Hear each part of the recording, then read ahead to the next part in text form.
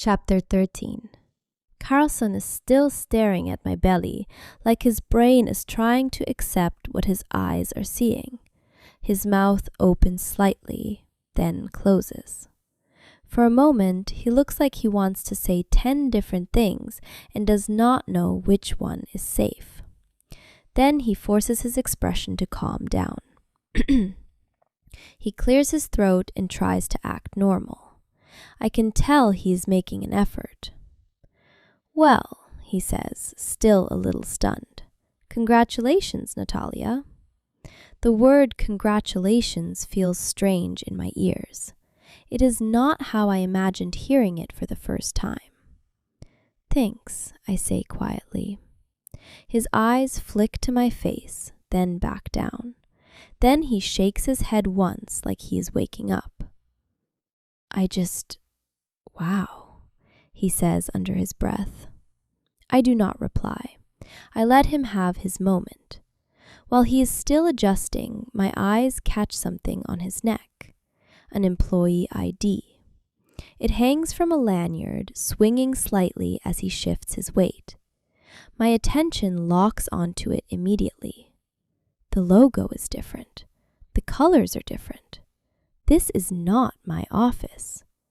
That realization comes fast. I stare at it for a second longer, feeling my mind sharpen. I do not remember many things, but I recognize patterns. I recognize details.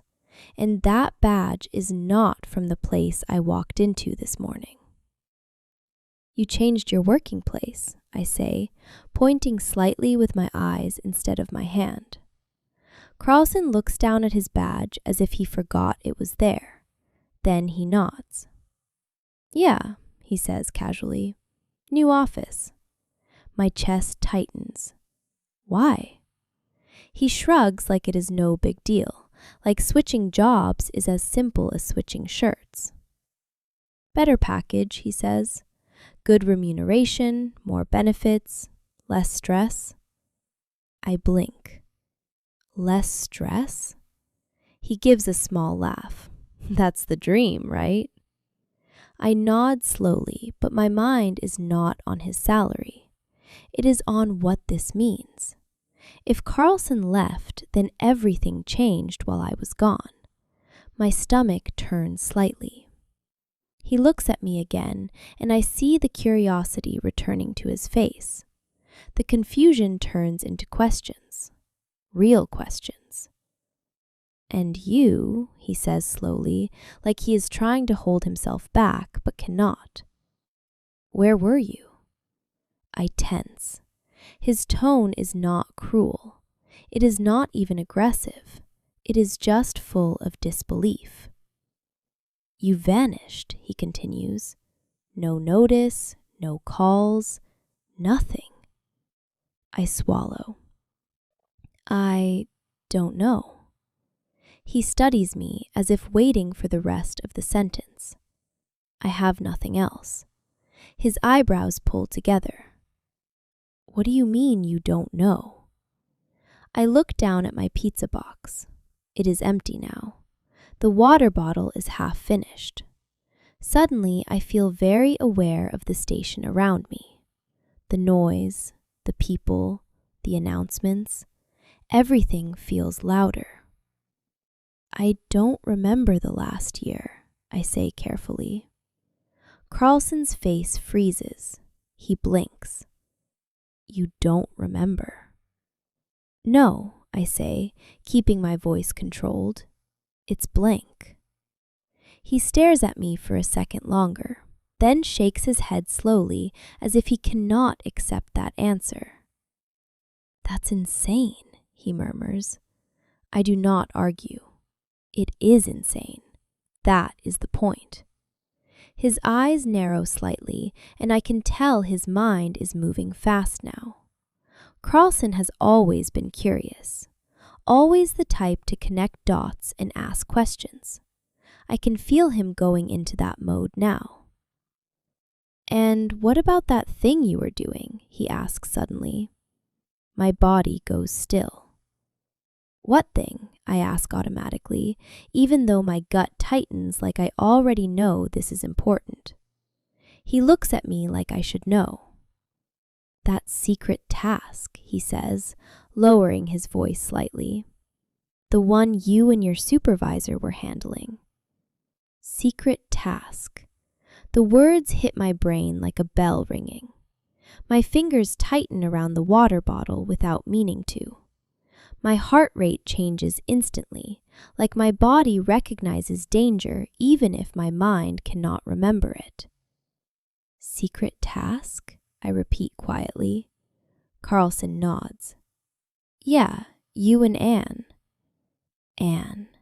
My head lifts. That name cuts through the fog inside me in a different way than most names. Not like a clear memory, more like a strong shadow. A person who mattered. A person connected to my missing year. I stare at Carlson with sudden intensity. What about Anne? I ask. He looks surprised by my tone, like he did not expect that reaction. You don't know? He asks slowly. No, I say sharply. Tell me about Anne. He hesitates, then speaks. After you stopped attending the office, he says, Anne retired. I blink. Retired. Yeah, he continues, and she migrated to California. My mouth goes dry. California? That is far. That is not a casual move. That feels like running away or starting over. My mind spins faster. If Anne retired and left after I disappeared, then she might be the only person who knows what happened. She might be the only clue. Carson keeps talking, but I barely hear him at first.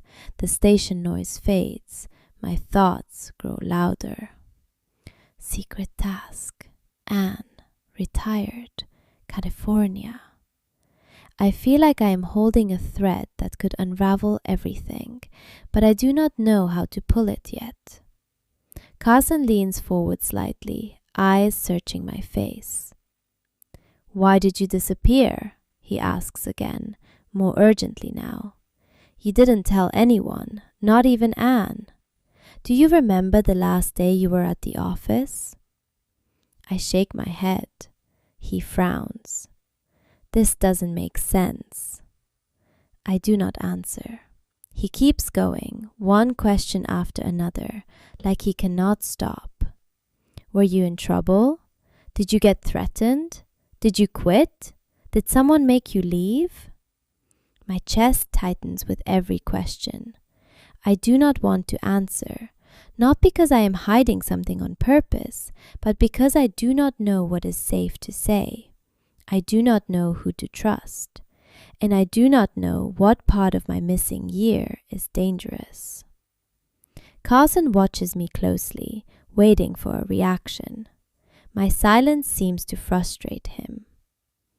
Natalia, he says, this was not normal. You were in the middle of something. Anne was stressed. Then you vanished and she just retired and left. It was weird. I stare at him.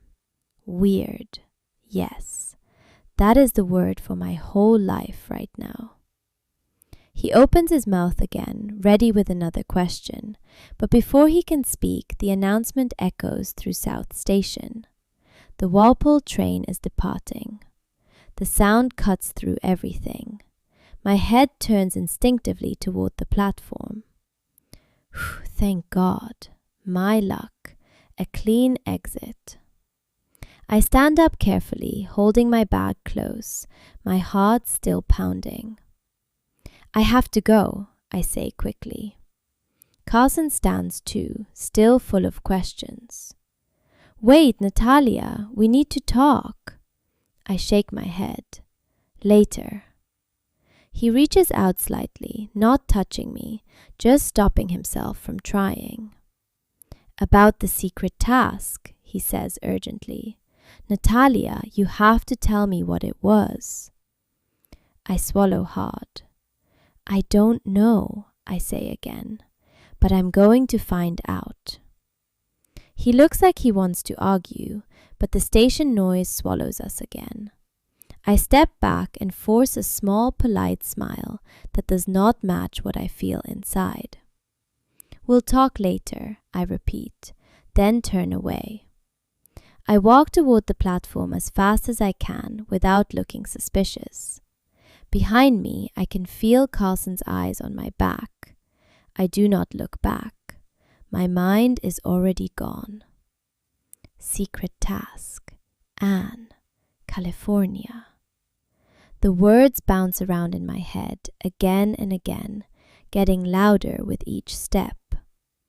Secret task. What did I do? What did I find? And why did it erase a year of my life? Don't forget to like, share, and subscribe to the channel so you don't miss what comes next.